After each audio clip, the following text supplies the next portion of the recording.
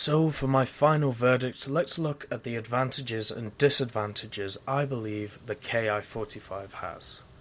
So, the advantages. It is incredibly maneuverable for a heavy fighter in arcade and realistic battles, and can even outmaneuver single-engine fighters. This is wonderful. Finally, basically having a plane where you are able to outmaneuver American fighters, maybe not the British or Japanese, but definitely some fighters. The climb rate is amazing, which means getting into advantageous positions is easy to do. As you've seen in this video many times, climbing is one of the Ki-45's strong points, and going after bombers or getting above fighters is very easy to do and very profitable.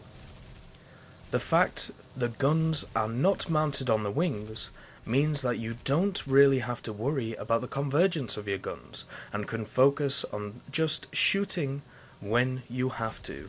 This is one of the main points I enjoy about this plane. The fact that you don't have to worry about how far away from the target you are, because you always know your shells or shots are going to go in a straight line. Instead of converging on a certain engine, you can basically just fire your 20mm however you feel like it. Speed is not a problem for this plane, and the fact it retains its energy well is just an added bonus. This is definitely a realistic battle thing, where basically it can dive very well and gain a lot of speed, and maintain its speed in a climb, and also retain its energy in turns, which helps out a lot in arcade when you're coming up against other heavy fighters or single-engine fighters. It is able to sit behind a bomber and take hits without really causing major damage. That to me is great, especially if you use this thing as a bomber hunter. Being able to sit behind a bomber and just fill it full of 20mm cannon shots is wonderful, and also being able to take a few hits as long as you point your nose up a little bit is always grand as well. So the disadvantages. The engines are weak and can only take one shot to knock out. As you saw in my live commentary, I got an engine knocked out very easily from a B-25. The thing does do well with one single engine, but your rate of climb and turning will be affected, which is the strong point of the Ki-45. The hitbox of the pilot to me seems completely wrong, and I believe it is, same as the Beaufighter and other heavy fighters. The pilot is the size of a small building and is very easy to hit.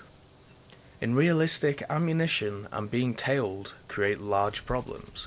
Ammunition on the 20mm cannon is not great, so you sometimes have to conserve ammo. It's not as bad as some of the other Ki-45s though, which is nice, but being tailed in realistic and in arcade, it is hard to get the attackers off you, and that turret does not suffice as decent protection.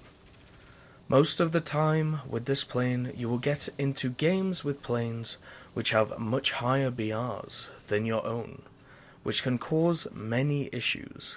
As you saw in all of the games, coming up against P400s, B25s, lags, yaks, everything like that, they were all higher BR, but this thing, it still handles and works well because I believe it is under-tiered, but the problem is, it would be nice to have some matches at your own BR for once. There are other heavy fighters such as the Beaufighter and the Bf-110 which have better armament and get better matchmaking. This is definitely true with the Bf-110 with a BR of 1.7 and the Beaufighter. The Beaufighter has tons of weaponry, same with the Bf-110, and it does get better matchmaking, but the Ki-45 I believe is more maneuverable and just more fun to fly. So for basically my final conclusion, I would definitely say fly this plane. It is so fun, and if you haven't bought it, at least give it a go, because as a heavy fighter, this thing is great to fly and can be used in so many different ways. So, thank you for watching, and have a great day.